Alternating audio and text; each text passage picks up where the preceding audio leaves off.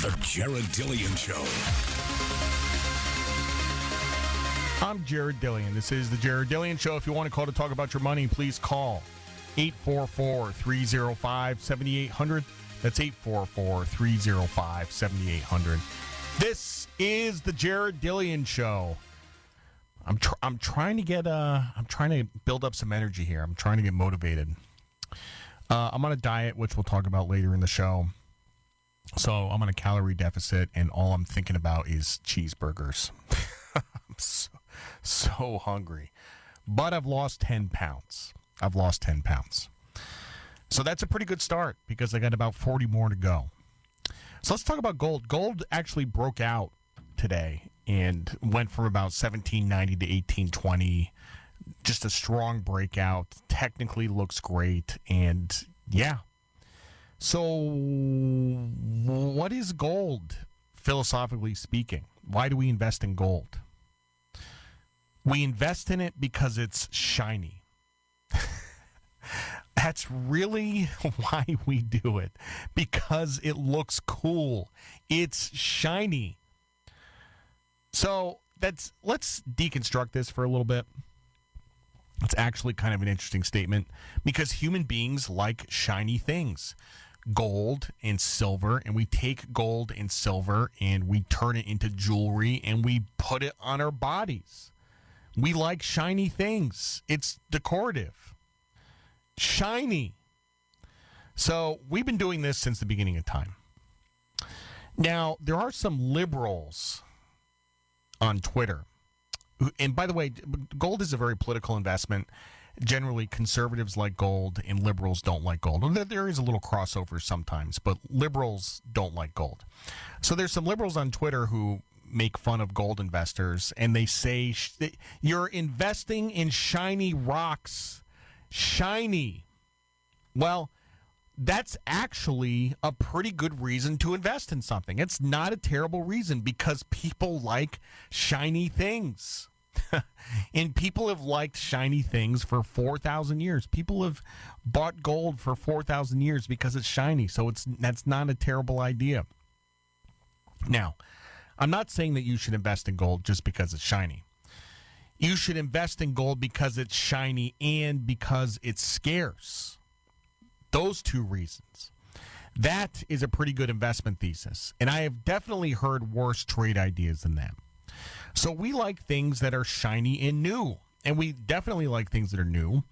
Bitcoin is new. Although Bitcoin is now boomer coin. It's not new anymore. And the shine is coming off of Bitcoin, and people have moved on to Ethereum and Dogecoin. And Dogecoin is shiny and new. But one day it won't be shiny and new, and the shine will come off of Dogecoin. And that's the great thing about gold is that it stays shiny. Always. For thousands of years, it stays shiny. It's like Frosted Flakes. It stays crispy in milk, which is actually false advertising because it doesn't. Anyway.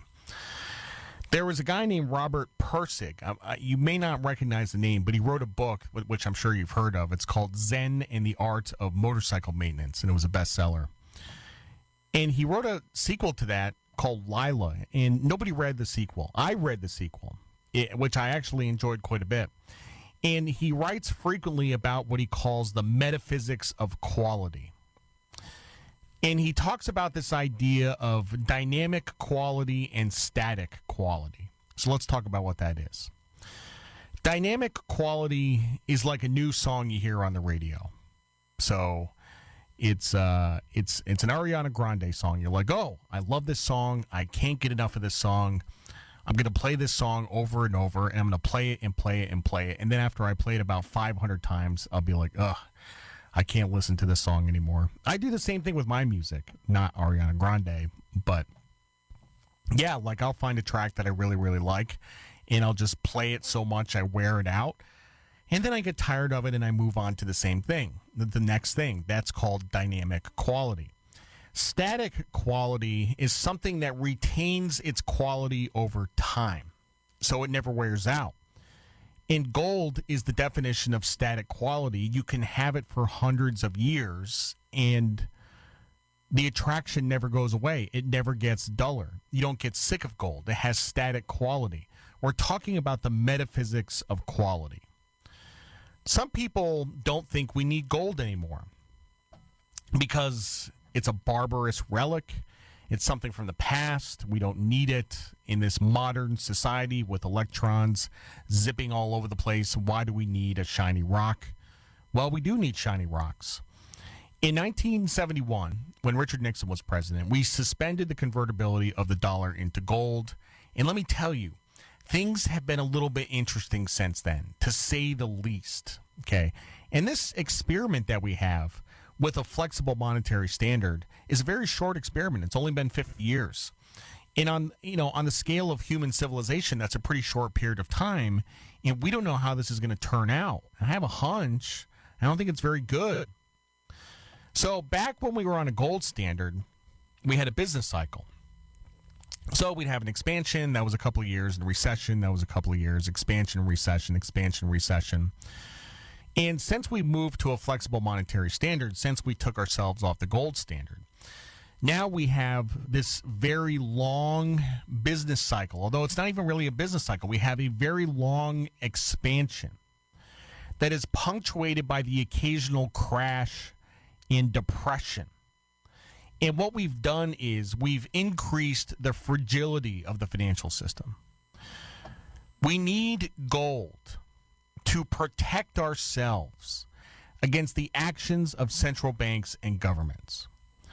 And just to reiterate, the central bank has now created about $6 trillion out of thin air. $6 trillion. And that money that they printed is finding its way into the economy, and it's creating inflation right before our very eyes.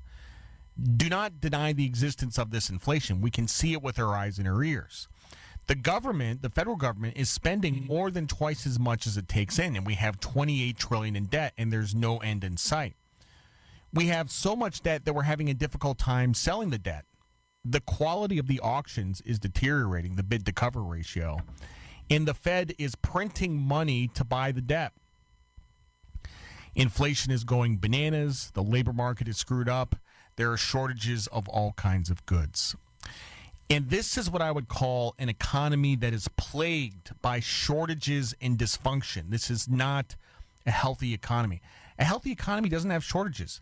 We have shortages of lumber. We have shortages of cat food.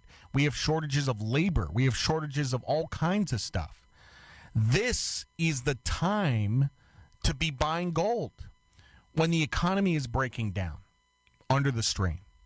So I have always said that gold should be 20% of your portfolio all the time. For me, it's about 30%, and that's about all I can handle.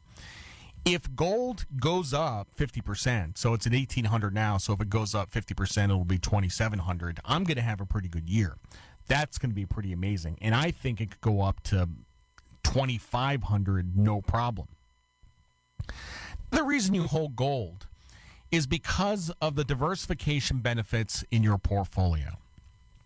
If you have stocks and bonds and real estate and cash, you want to add some gold because gold is very loosely correlated to other asset classes. So it provides great diversification benefits. It reduces the volatility of your portfolio. It's not even really correlated to other commodities. I mean, we've seen the rest of the commodities, just go up like a rocket ship, and gold hasn't really done anything. Gold is just kind of its own thing. It's completely separate. So let's talk about how to buy gold. You can buy gold a bunch of different ways. My preferred way is through the ETFs. The two big ones are GLD and IAU. Nowadays you don't have to pay commissions. And you don't have to store gold in your house, and you don't have to buy guns to protect your gold. You just have it in securitized form. There is just one disadvantage, which we will get to in a second. The other thing that you can do is you can buy gold mining stocks.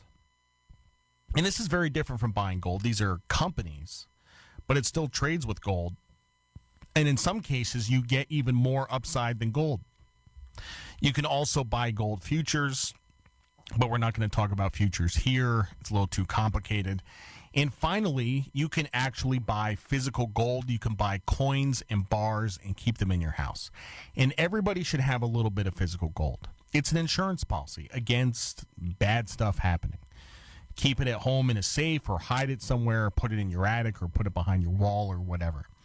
Now, if you don't have a bullion dealer nearby, there are places you can order from online. And this is not an endorsement, but the biggest one is called APMEX, American Precious Metals Exchange. And this is like the Walmart of gold and silver, and you can buy it online, and it gets shipped to your house securely, and it's terrific. So the mailman shows up, and he's got a box of 500 silver coins, and he says, man, this is heavy. What's in here? And you're like, car parts. Give me the box. And remember, you want gold bullion. You don't want privately minted coins or any collective garbage. Gold eagles, gold maples, Krugerrands, and stuff like that. So that is how you invest in gold. And if you're investing in physical gold, remember, there will come a time when you want to sell it back. And that means taking it out of the safe and putting it in a box and shipping it off.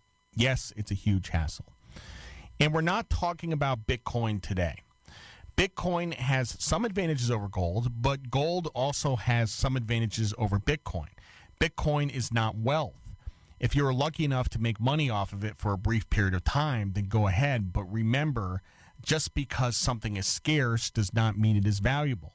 Let me say that again. Just because something is scarce doesn't mean it is valuable. Remember, the reason we invest in gold is because it's shiny and scarce. I'm Jared Dillian. This is the Jared Dillian Show.